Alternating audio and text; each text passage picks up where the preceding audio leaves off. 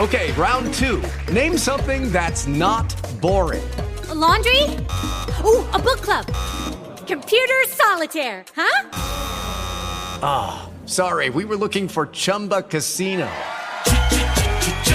That's right, ChumbaCasino.com has over 100 casino-style games. Join today and play for free for your chance to redeem some serious prizes. ChumbaCasino.com. No purchase necessary. Void where prohibited by law. 18+. Terms and conditions apply. See website for details. With Lucky Land Slots, you can get lucky just about anywhere. Dearly beloved, we are gathered here today to... Has anyone seen the bride and groom? Sorry, we're here. We were getting lucky in the limo and we lost track of time. No, Lucky Land Casino, with cash prizes that add up quicker than a guest registry. In that case, I pronounce you lucky. Play for free at LuckyLandSlots.com. Daily bonuses are waiting. No purchase necessary. Void where prohibited by law. 18+. Terms and conditions apply. See website for details. You and your bullies were driven back by farmers with pitchforks. My father saved his village at the cost of his own life. You had him shot as you ran away. A hero at 1,000 paces. I'm sorry. I don't remember any of it. You don't remember? For you, the day bison graced your village was the most important day of your life. But for me, it was Tuesday.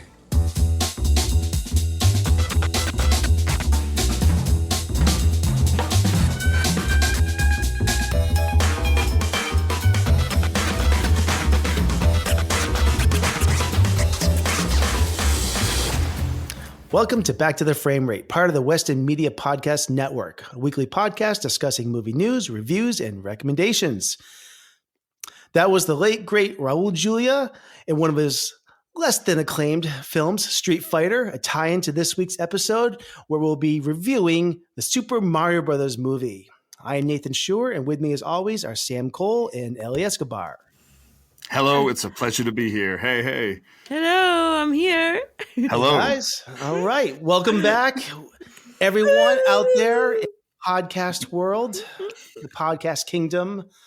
We are here. We have a unique episode tonight. We're just going to be reviewing the new Super Mario Brothers movie. We were going to call this a little bit of a mini-sode, I guess, truncated episode. We're just going to be doing a review, not doing our recommendations or our weekly watching because we are a little crunched for time this week, but that's okay because everyone here just wants to hear our review, I'm sure, and we'll get to back on a regular schedule on the next episode. So we're not going to waste any time. We're going to get right into a review now.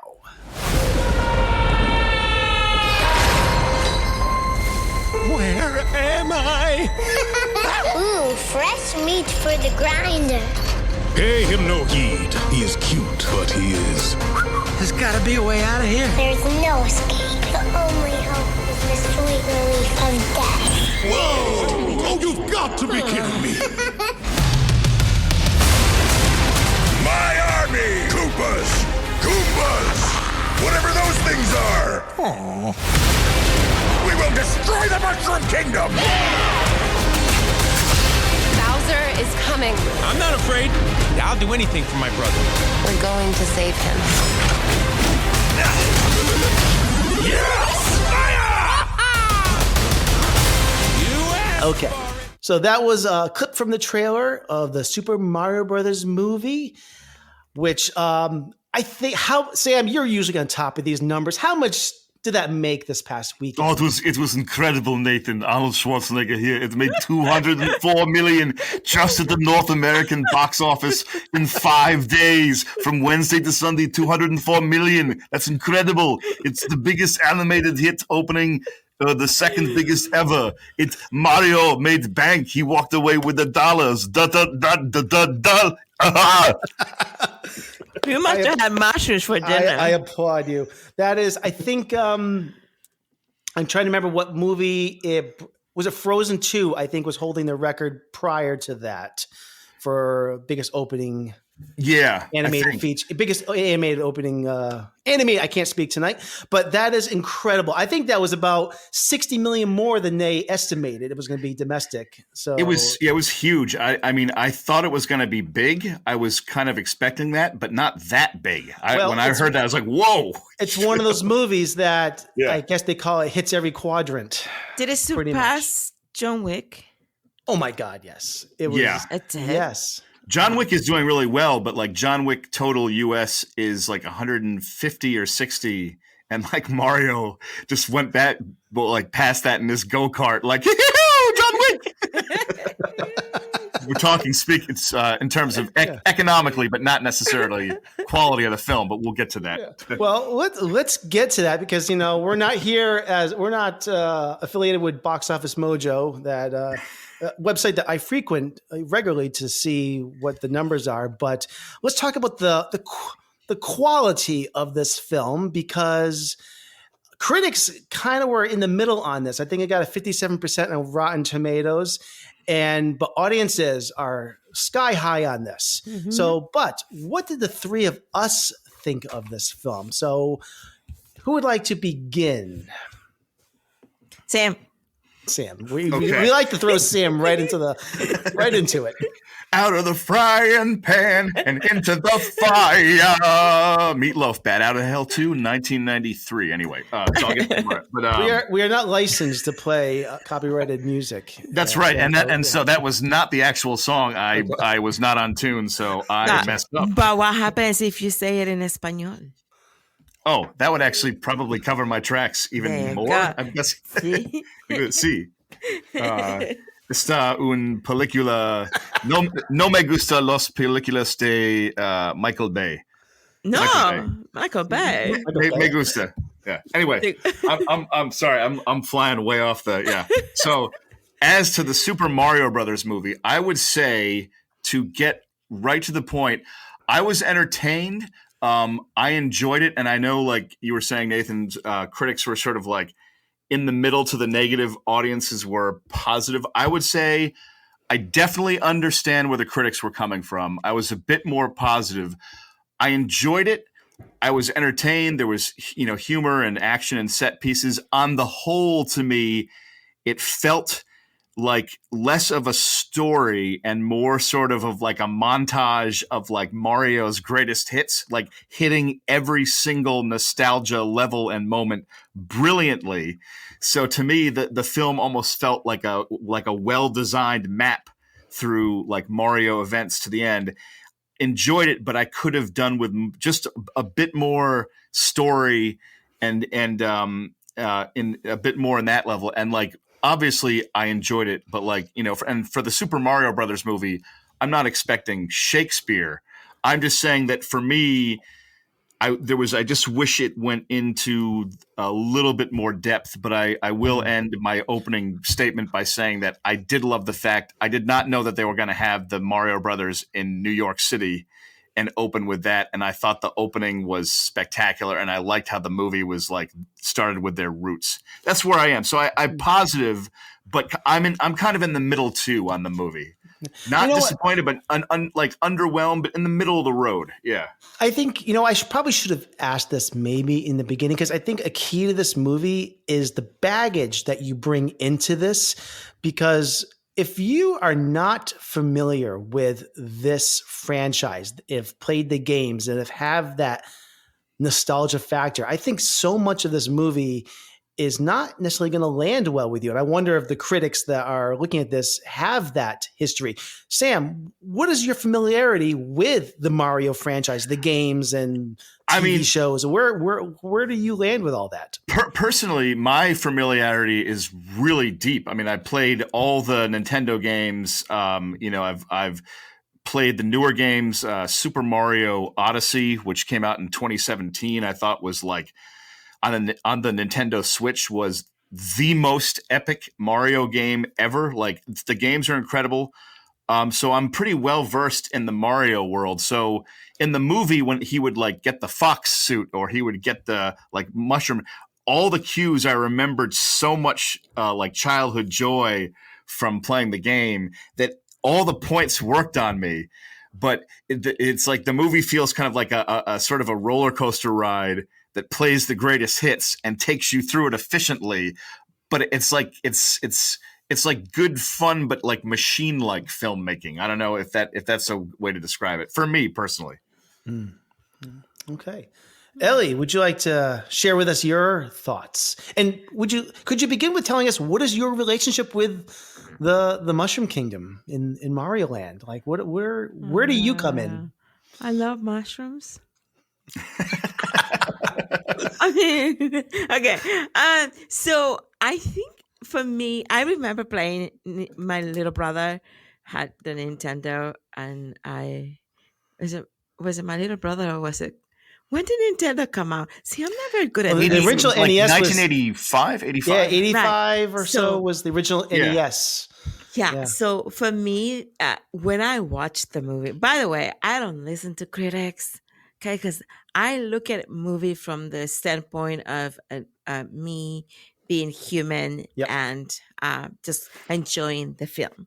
And critics are too critical. They miss stuff, I feel. So they're like, I think they get paid to tell you this sucked, it was good, and that's it. There's no like in between for me with critics. So I don't never listen to critics, never. But I do have to say with Mario, I went in, I got it. We went to the 10 a.m. Oh wow! Show on Saturday. It was a Saturday 10 a.m. And that's because we're trying to avoid a big crowd of kids around.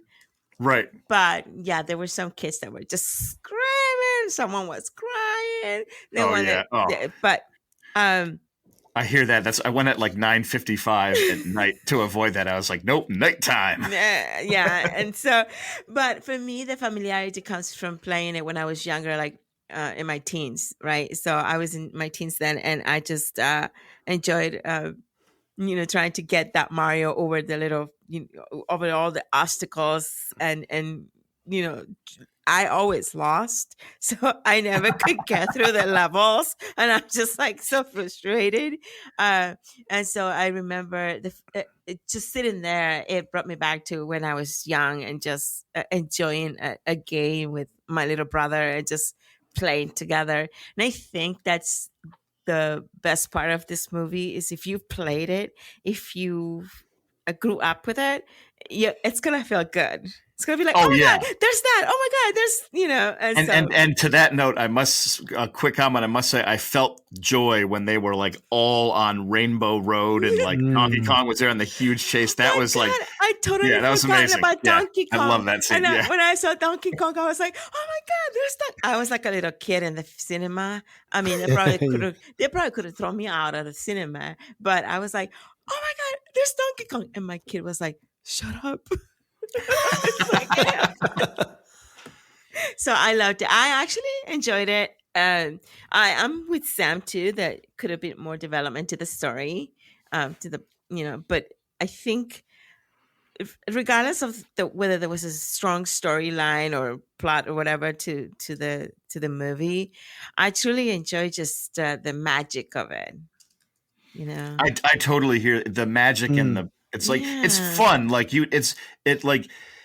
to watch this movie and not have any fun at all and not enjoy it at all. You'd have to have like a heart of stone. You know what I mean? Yeah. Like but it's sleek. Like it's just a very well designed. To be honest, I like even though I was kind of middling on it, the executive producer Shigeru Miyamoto and the creator of like Super Mario Brothers and The Legend of Zelda, that guy is like a hero to me. I sort of think of him as the Steven Spielberg of video games. Mm-hmm. So I am happy for this movie's big win and connecting with audiences. You know what I mean? And as sequels are inevitable, I'm sure there'll be more chances to. There'll be more. Yeah. There will be more. And I bet it's just a matter of time before there's a Legend of Zelda movie, which is I'm sure they're queuing up that announcement anytime. And I hope that is good. I won't get into that, but that movie has to be tonally a lot more serious than like Legend of Zelda can't be like Link like tripping over his horse and like making some meta comment like he's like, no, I'm on Twitter. That would be terrible. Sam, do you think that they kept it like that because it was also they needed to keep it at a level for the kids to understand the story. Yeah, I can understand that. I just it's not.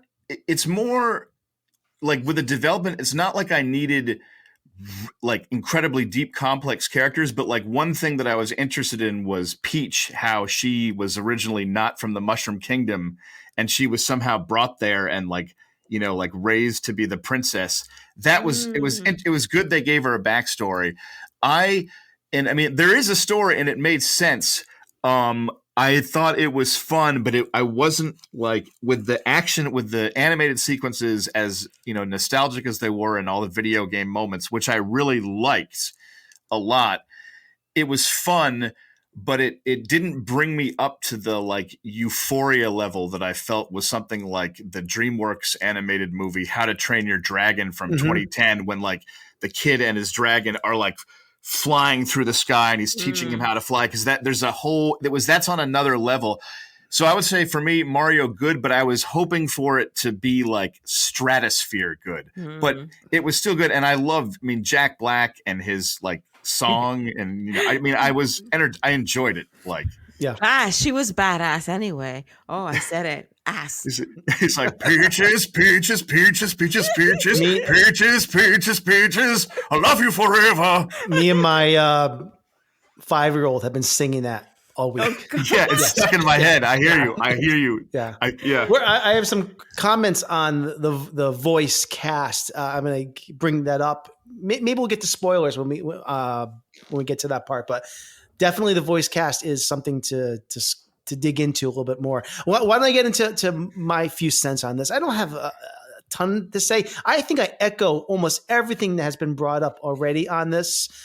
I think that this movie, I guess I'll say my biggest complaint again about movies like this is that, especially for something called the Super Mario Brothers movie, is that it played it so safe is my biggest complaint. Yes. I thought this movie was very well done. It's gorgeous. I loved the animation style of this. Illumination produced this. They're the same studio that does like the Minions movies and the Secret Life of Pets. They are knocking these movies out of the park. They know how to do these.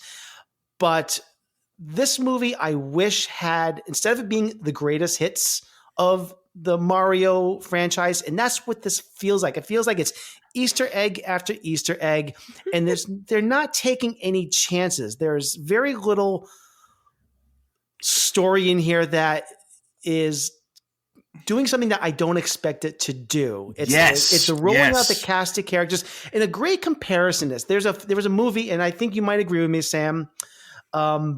2014's The Lego Movie is, I think, a movie that when I heard that was announced, I'm like, what could they possibly do with The Lego Movie? And that movie is so off the wall crazy. And they swing for the fences in that movie with it's so crazy innovative characters. too. It's innovative.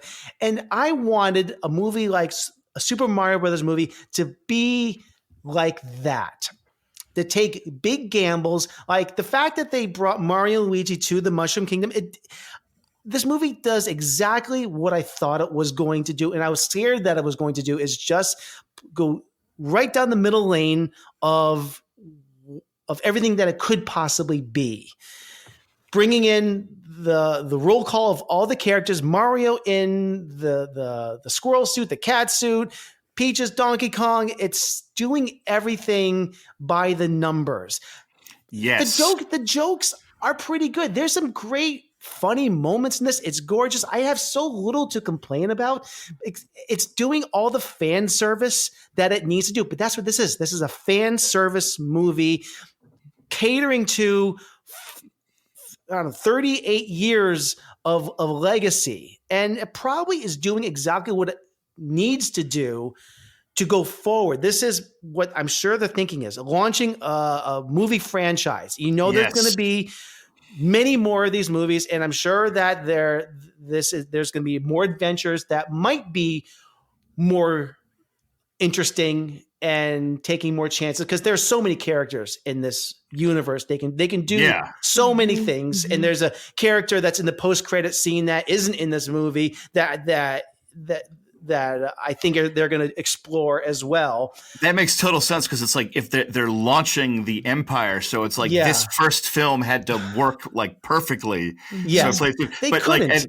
Like, and one quick comment, one point that you made that was like just right on the money for me. You said where you wish it had when it just focused on a bunch of Easter eggs.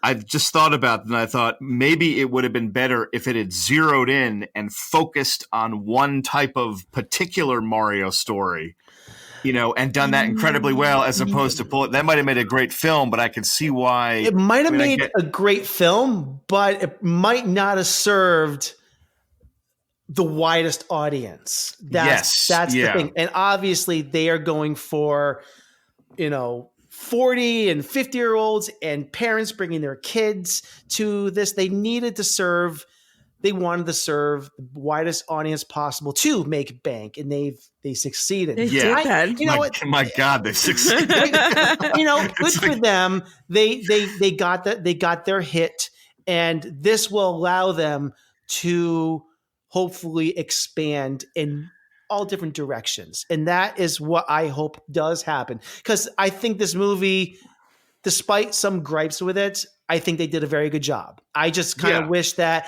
it did take some more chances. You know what I haven't talked about yet? I saw this movie in 4DX. With the Lucky Land Slots, you can get lucky just about anywhere. This is your captain speaking. We've got clear runway and the weather's fine, but we're just going to circle up here a while and get lucky. No, nothing like that. It's just these cash prizes add up quick. So I suggest you sit back, keep your tray table upright, and start getting lucky.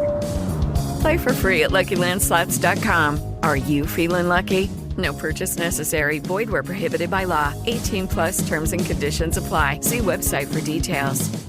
Which, if people don't know what that is where you don't just see the movie, you experience it in a way that, well, basically my seats moved. I got sprayed with things. I got to see it, smell it, and feel it in the theater I was at. And let me tell you something. The Mushroom Kingdom does not smell good. It was disgusting. What, are you serious? Like, what was some of the scents? Like, what? But are you serious? You can actually smell things? No, I'm confused. The opening sequence when Bowser shows up and he's like flaming down like the Penguin Castle. Is that what it was? Yeah, yeah. It's supposed to smell like charred, like wood, or it smelled like sulfur. Everything was. I'm sitting next to my older daughter, who we kept looking at each other. This is the most. It was everything smelled this gross, like rotten food and sulfur. I was like, and then every time I could tell when something was going to be sprayed in my face because I could tell when it was going to happen. There's a moment where our main. We should get into spoilers. Is what we should do. Yeah. But I'll say this one last thing. There's a moment where our main characters are, let's just say, they are ingested by something, and I could tell. Oh God, it's going to smell bad. And yes, I get just a poof. Right. It's back in the day when you would go to the optometrist and they would like do that little puff in the eye to like check your eye pressure. I felt like just a little puff. Or no, my Letterboxd review. It was basically I could sum it up. Basically, walking through the Macy's perfume section where the little people, what do you call them? The cosmetologist people are like, here, have a smell of this, and they're just spraying you with things. They're like little setup like shops, completely uninvited, like spraying in my face, and I can't escape it. So Nathan, I'm a little confused. What kind of cinema is this? The 40 what? 4DX. Oh, 4DX. No, the seats move too. So like when they're on like the Rainbow Where is the cinema? Road or whatever it is. The seats it's like a little roller coaster ride going through this, which is could be fun, but it's jarring. It's not. Enjoyable. It's funny. It sounds like your 4DX experience. At least they make an effort to like time it up with the film better because it's a program. Like back in I think it was 2013, I saw the Ron Howard movie Rush, but it was 4DX, and so the seat, but it was more basic than what yours. Like the seats would shake when the cars were driving, but the the timing got off later. So it was in the middle of a quiet scene where they're like negotiating a contract. They're like, "We got to race in a month," and the seat's like, brrr, and I'm like, "What the flapperjack?" I'm not ruining my movie. But what was the timing was on, but every single thing, like if like the smallest thing happened, like a pen got dropped, my seat would have to vibrate. Like everything was affecting the seats. I'm like, oh, come on. Like really? Like the seat had to acknowledge every piece of friction that happened in the movie. Like remind me not to I would not watch a movie in a like that. You know, the thing is, like, it's fun if you go to like Universal Studios. Yeah. And you get like the 10-minute, experience. Because it's like a ride. Yeah. It's a ride. Yeah. You know what? No. And I have to say, it probably affected my enjoyment of this movie to some degree. Because I'm laughing the whole time. Like, oh, come on. Like, really? Like, I just was so annoyed by the smells because the movie just smelled so bad. We should get into spoilers because there's other moments in the movie that I want to talk about. How the 4DX interpreted it, but it would require me talking about later parts of the movie. So I think we can probably get to spoilers because we've been going for spoilers. Let's get to spoilers starting right now.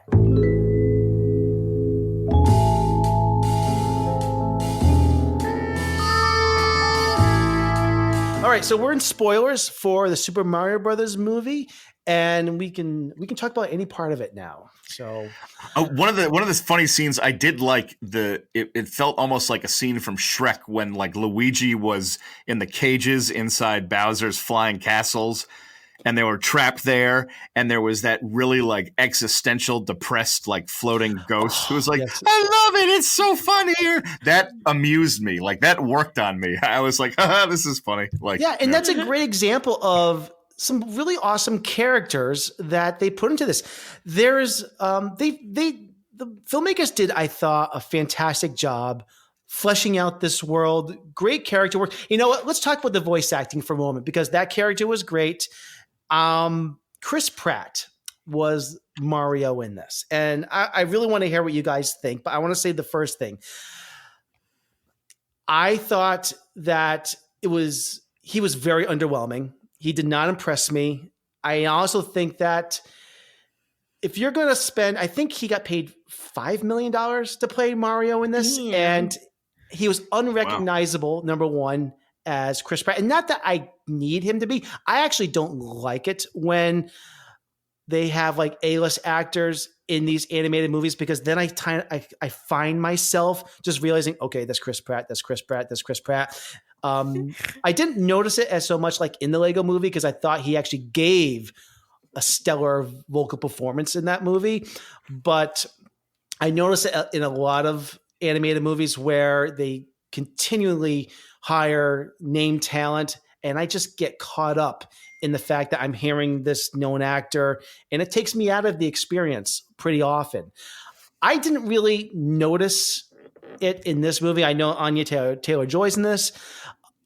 Jack Black, I actually thought was the highlight of all of the known cast in this. I thought he was fantastic as Bowser, but Chris Pratt, I thought did nothing as Mario in this movie. I did not think that it was, and I don't even think he's really front and center in the marketing of this as well.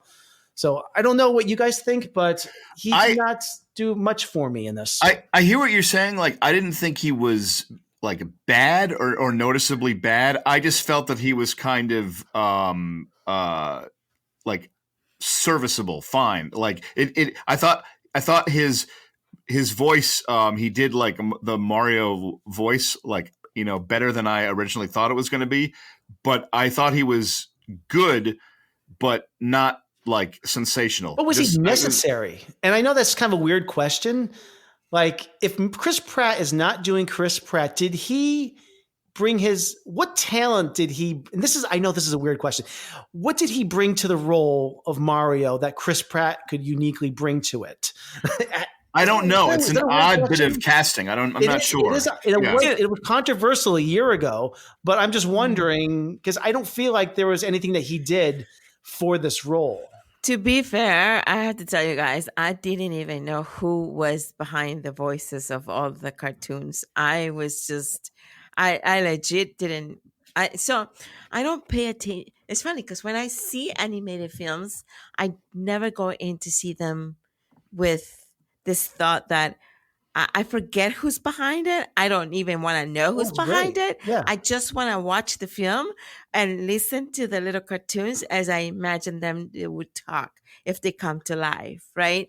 Right, So, you want to get caught up in the story, yeah. Yeah, so I don't ever know whose voice I'm listening to. So I didn't know it was Chris Pratt until like the credits, right? But I don't. For some reason, I never do know who's talking behind the cartoons. I wish I could be that way. I have this problem where like the moment like a voice is even remotely recognizable, I will spend half the movie trying to figure out who is that. Oh my god! Yeah, I do the same thing. Especially if I recognize the voice, but I can't place it. Like, it will drive me nuts. And then like. If I'm at the theater, I can't do anything about it. But like, if I'm at home, like I pause the movie and then like I have to see who it is. Oh my god! But Ellie, I applaud you for that. I wish I could be that way. You miss the movie. You crazy. You miss everything. I will say, like, also for me, and like just throwing this in, but like the score, like Brian Tyler's music. The music score for the film I thought was incredible because I remember the music from so many Mario games from so many different levels over the years, and every theme, a lot of them were woven in so cleverly and so well that I thought the soundtrack in some ways was like the superstar of the movie. But back to actors, I did think that Jack Black was amazing. I didn't know it was a great Bowser. I didn't know it was Jack Black. I just knew there was some evil creature that was trying to harm the whole mushroom land, and I was like, I don't know who Donkey Kong it was. To date, I don't know who the voices of the minions are. Seth Rogen was just wait. What? That's right. Seth. I liked Seth Rogen. I thought Seth Rogen was good. Seth Rogen was just doing himself. Yeah, he was like, I'm Donkey Kong. You did that very well, Sam. I'm telling you, I had no idea. And I've seen so many of these animated films, right? Shrek and the Minions. Ask me if I know who's behind any of them. I don't. To date, I don't know who's the actor. I just go watch the films. That's all. And I enjoyed them. And then later, I'm like, that was. When somebody says, "Do you know who was behind the voice of blah blah blah?" I'm like, no. Like it was Johnny Depp. I'm like, wait, what? Now that I know that, I'm gonna feed lies to you, Ellie, and tell you the wrong actors for like. I'd be like, oh, Al Pacino was incredible as Bowser. He was like, oh, Mario, get out of here. And I believe it too. I would believe it too. You know, I told my kid because I was sitting next to my kid, and you know how when Mario takes a mushroom. Takes a mushroom, right? And it changes and gets really gigantic. It's a little bit bigger. That was a giant to me. And so I was telling my kid, so that's what, is this PG or rated R, this show? PG. Yeah, we're pretty much PG or PG-13. Oh, I thought you meant the movie. Yeah, I was not at the podcast. No, I don't know. Our podcast. Well, I was just gonna say, so that's what happens when you like taking mushrooms. Right. Oh, well, yeah. It's what's like. I mean, it's the Mushroom Kingdom. Or you get small. It's a rather trippy universe. Listen. I identify with Mario. Okay. Like he could be my boyfriend because I'm so short. So like technically we could like hook up, He's kind of cute too. So that would make a good. That's a good plot for the sequel. where it's you and Mario, but you are live action and everything else is animated, and you're the one like live action performer in that world. Mario 2. Well, I think we're almost done with a review here. I think my final thought is I thought this movie was I had a lot of fun with this. I think my kids had more fun than me, and that's I think what this movie is geared toward. I think what I should mention as well is you guys talked about your relationship with the Mario franchise. I mean, I grew up also with the NES. I played Super Mario Brothers. I played the stand-up arcade games as well back in the day. I remember being at arcades playing Donkey Kong and the original Mario Brothers back in the stand-up arcade games back in the day. But I am not a gamer, and I would say that I fell off the Mario bandwagon in most games for a long, long time. It's only been in the last year and a half where my youngest daughter got a Nintendo Switch, where she is now deeply entrenched in the Mario universe. She has Mario, the Odyssey game, Mario Party, Mario, has like 6 of these games. I play them with her all the time now. If it wasn't for that, so much of this would have gone over my head.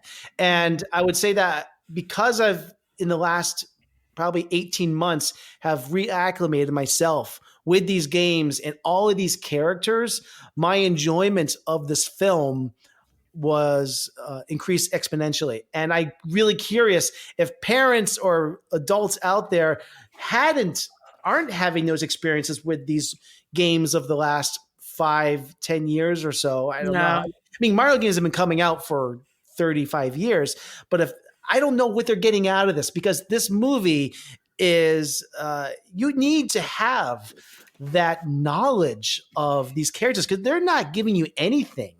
Nathan, I think parents are just going to the movies to accompany their kids because it's like it's a chore. I don't think if you have not had an experience with Mario and the game, then you're just gonna be pretty much bored in the film. Sitting there. Drive me nuts. I don't know what else to say about. I know we get into spoilers here, but I don't really have that many any more comments on this. So maybe that's really it. Any last thoughts? I mean, in terms of the spoilers, I thought the New York climax was kind of underwhelming. I was like, but it was okay. Okay, I have to say. The dog in the movie reminded me of my dog. I did like the dog. I love the dog scene. Awesome. And he did come back at the end, and I like that. And the way he looks at Mario, I was like, "I'm gonna get you, man."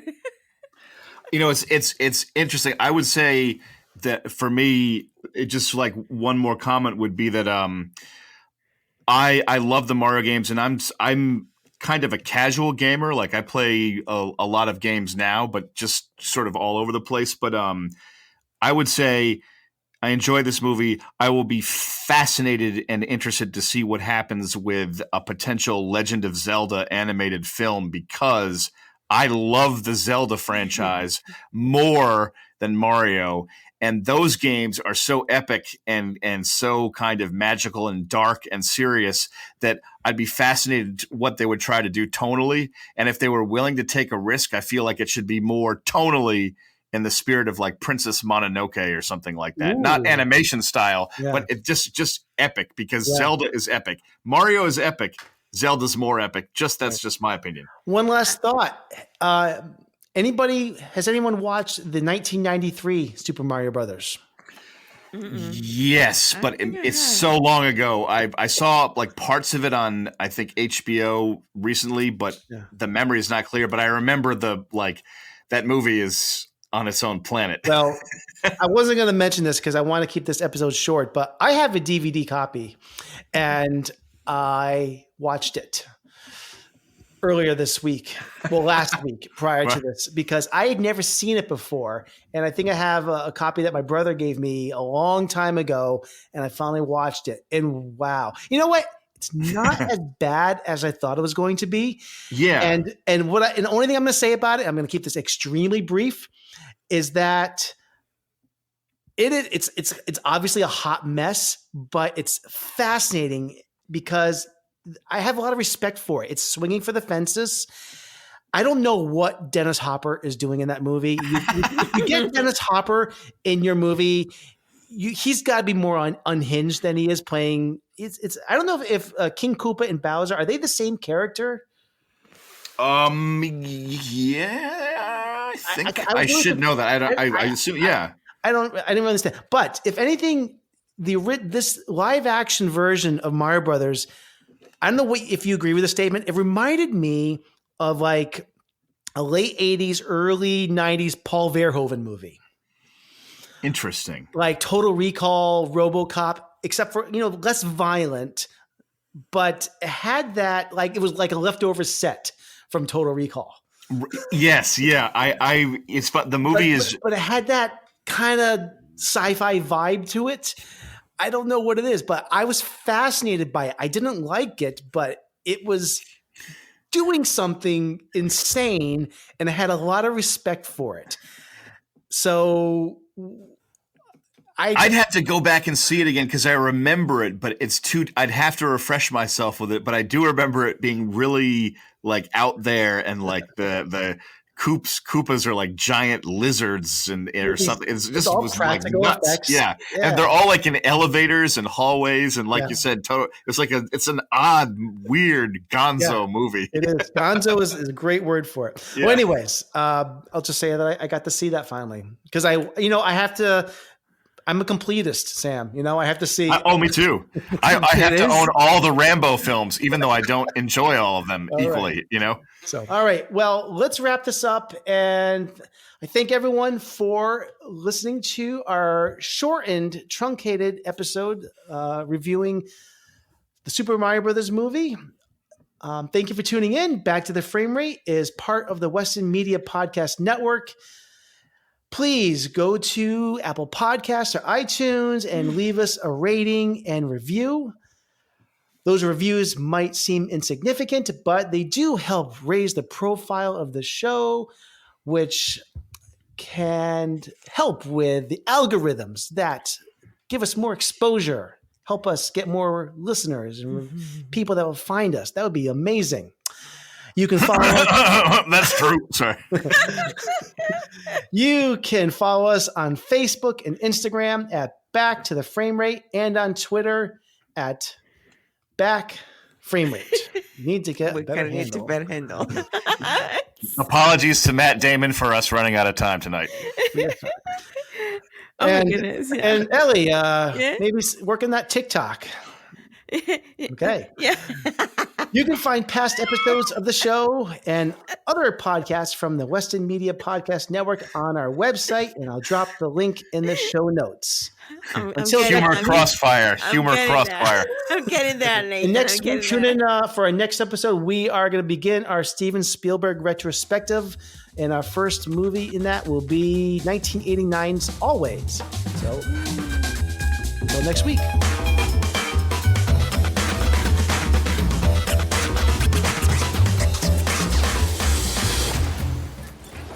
I want you to know it's over.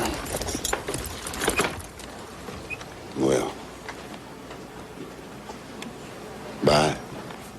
This is where projects come to life. Our showrooms are designed to inspire with the latest products from top brands, curated in an inviting, hands-on environment, and a team of industry experts to support your project. We'll be there to make sure everything goes as planned, from product selection to delivery coordination. At Ferguson Bath, Kitchen, and Lighting Gallery, your project is our priority. Schedule your showroom consultation and see more from brands like Monogram at build.com/Ferguson. This is where projects come to life. Our showrooms are designed to inspire with the latest products from top brands, curated in an inviting, hands-on environment, and a team of industry experts to support your project.